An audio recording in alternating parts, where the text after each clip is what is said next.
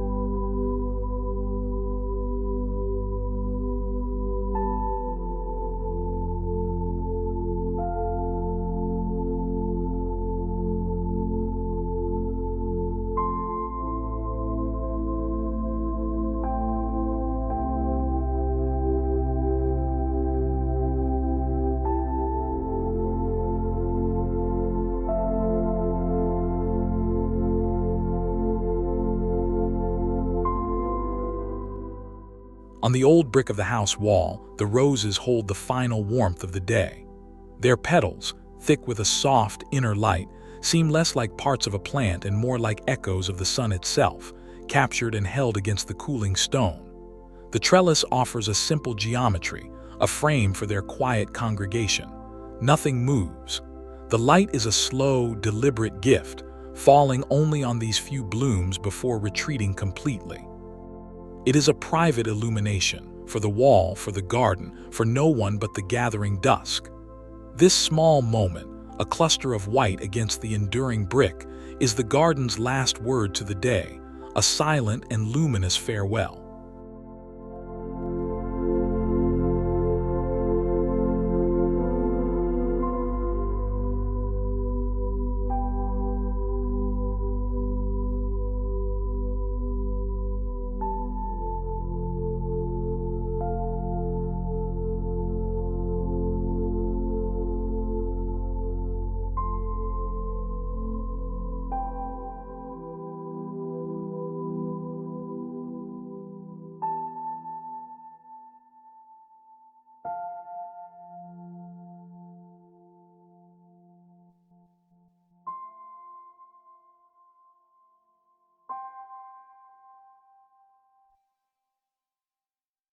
The bench is a place for sitting, yet it remains empty, a quiet invitation extended to the evening air.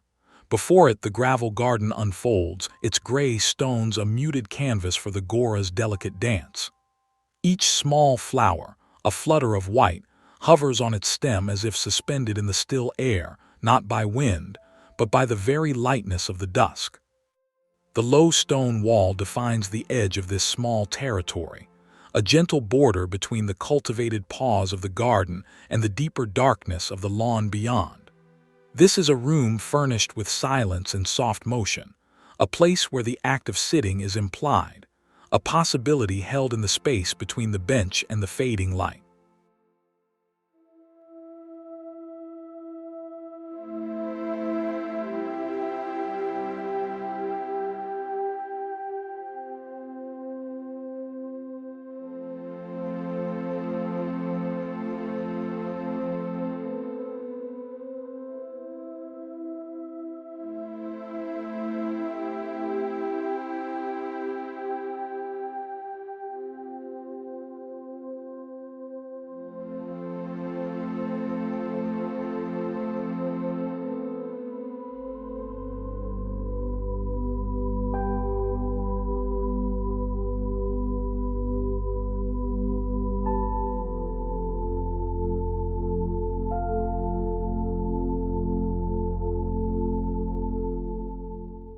From the darkness of the room, the garden becomes a painting, a luminous rectangle hung on the wall of the night.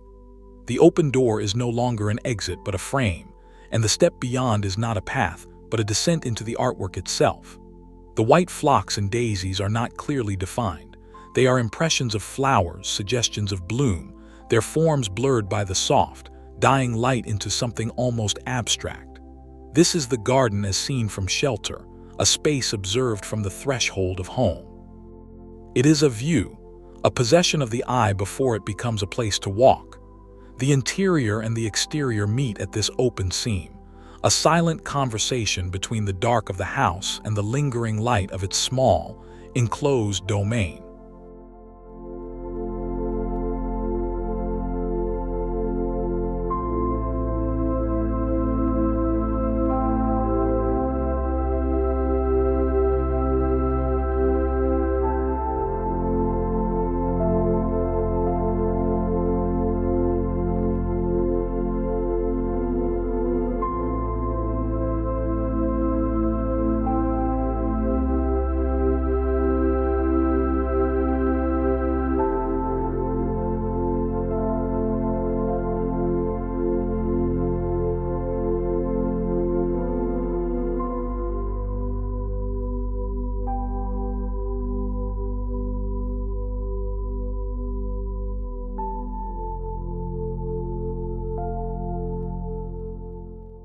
This is the garden's secret corridor, the narrow space between the house and its fence.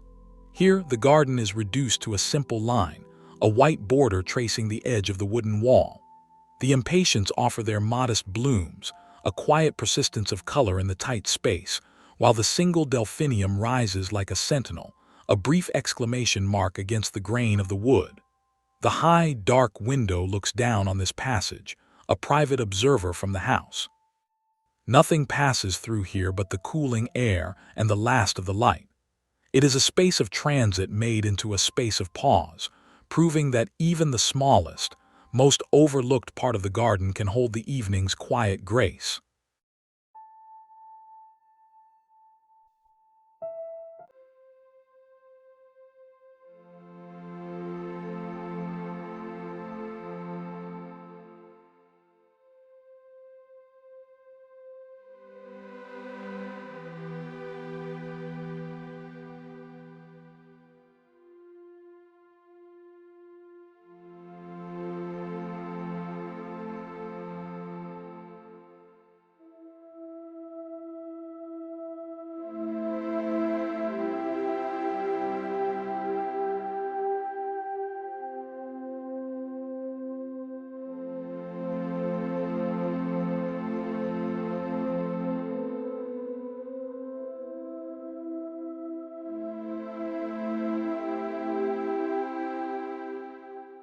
Seen from above, the garden reveals its complete shape, a quiet room held by the house and its wooden walls. The white flowers are no longer individual blooms but constellations, drifts of soft light scattered across the darker gravel and lawn. The tree's dark canopy is a ceiling, holding the space beneath in a deeper shade, a room within a room. The house, with its dark windows, is a silent participant, a solid, sleeping presence at the garden's edge. This is the whole of the small world, contained and complete. The sky above is a deepening blue, a dome over this private sanctuary. In this view, the garden is not a collection of plants, but a single, unified space of stillness, an island of quiet in the wider world.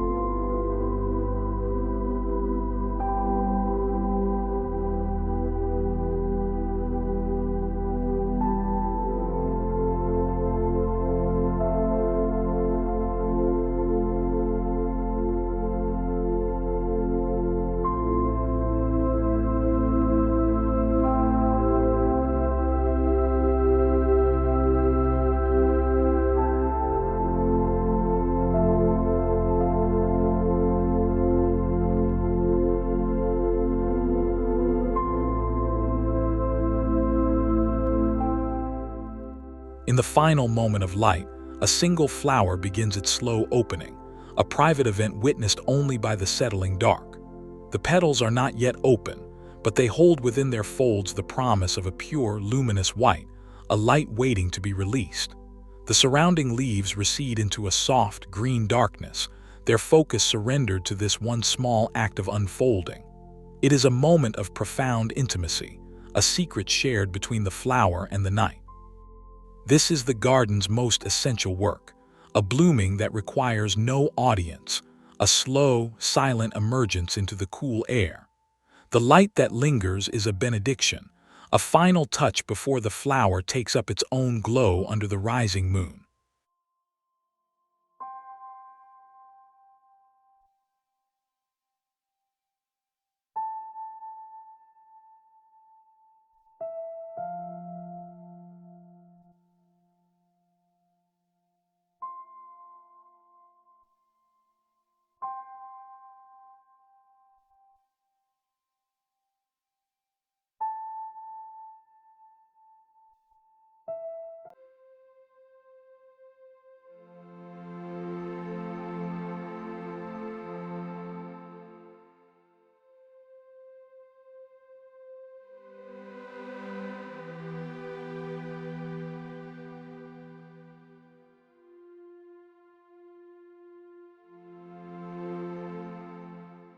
At the garden's feet, a small world unfolds.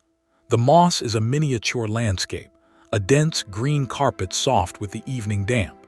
Encircling it, the alyssum offers a low cloud of white, a fragrant border that releases its sweetness into the cooling air. The smooth stone is a simple, ancient presence, a place where the eye can rest. From this low vantage, the garden becomes vast, its details magnified by proximity and the soft, even light.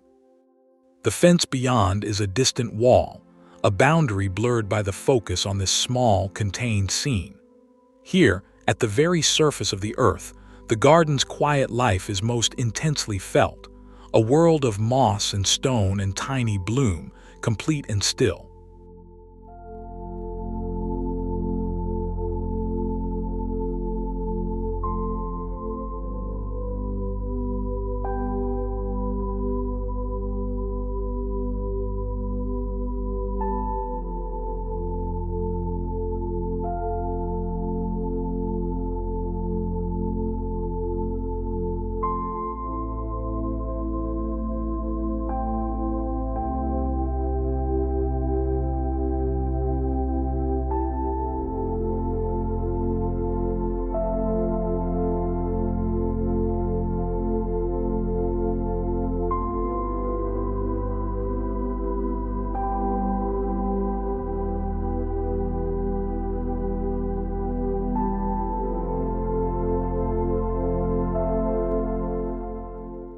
The chair waits beneath the heavy blooms of the hydrangea, a place offered but not taken.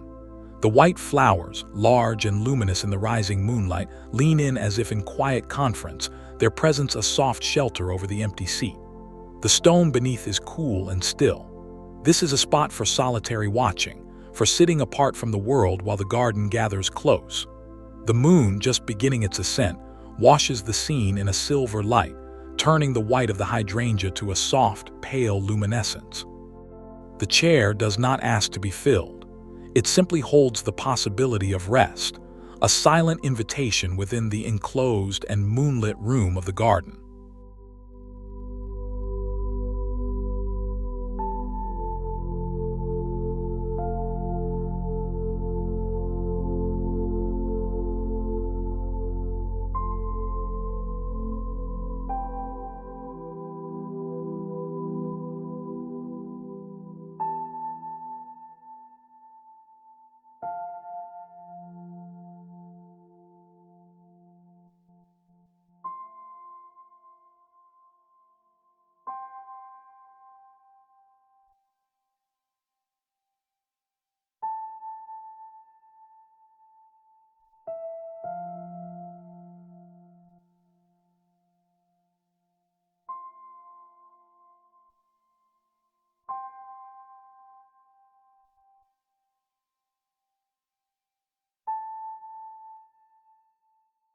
The vine-covered arch is a threshold, a dark frame that holds the deeper garden within.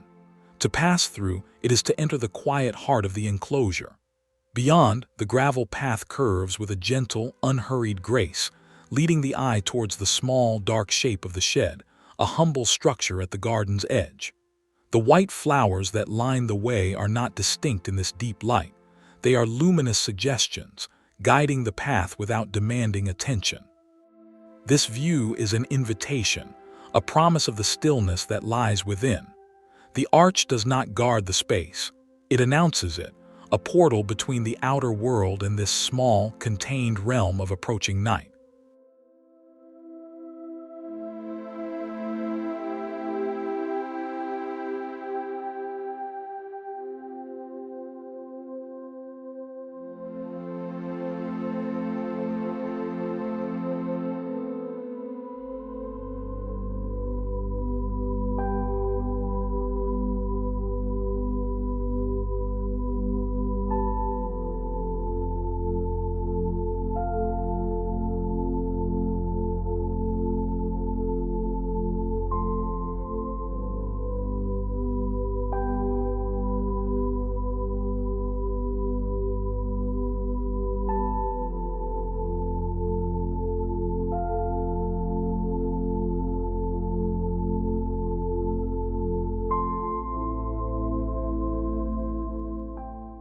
The last light finds the tulips, a horizontal warmth that touches only their highest curves.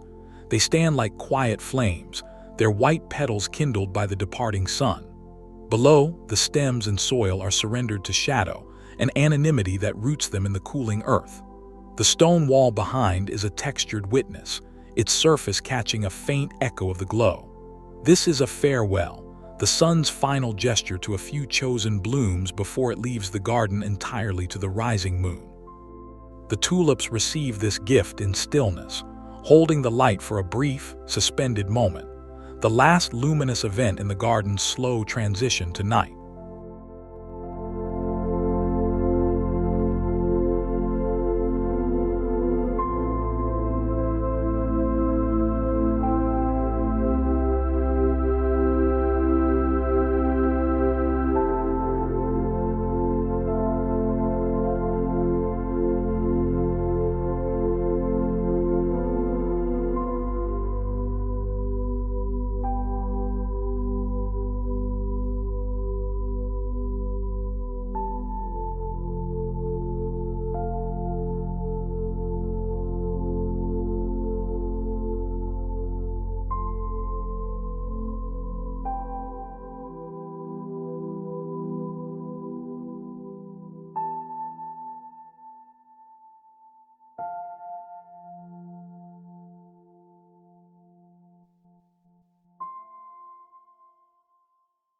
The large stone is an anchor, a piece of the deep earth resting on the surface of the garden.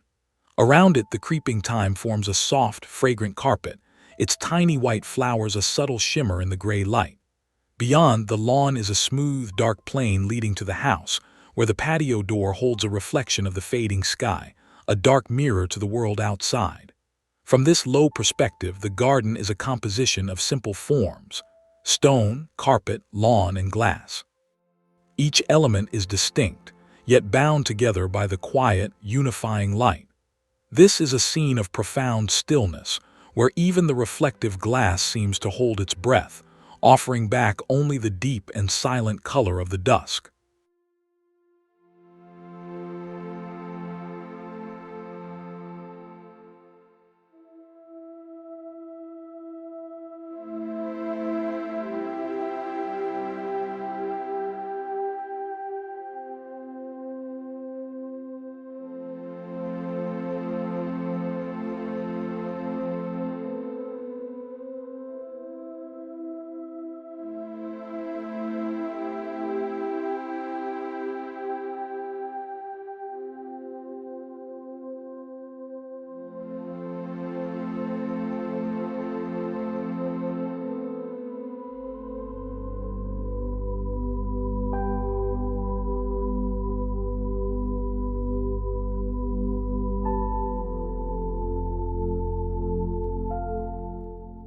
The white obelisk rises from the border, a simple gesture towards the sky, claimed now by the climbing clematis.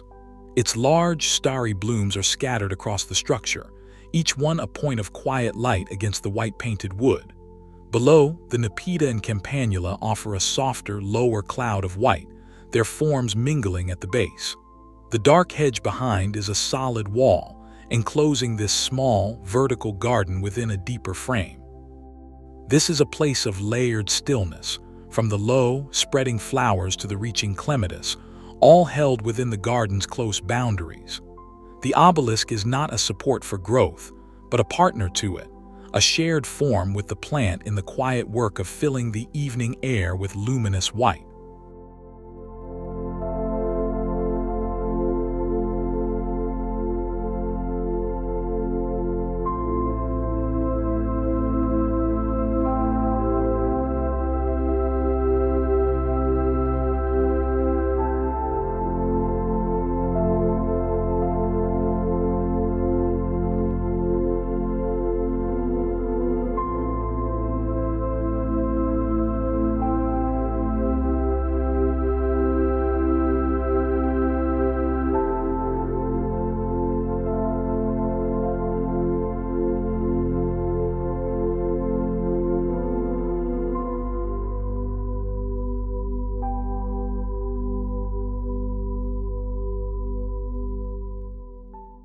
The stone birdbath is a quiet monument in the garden's center.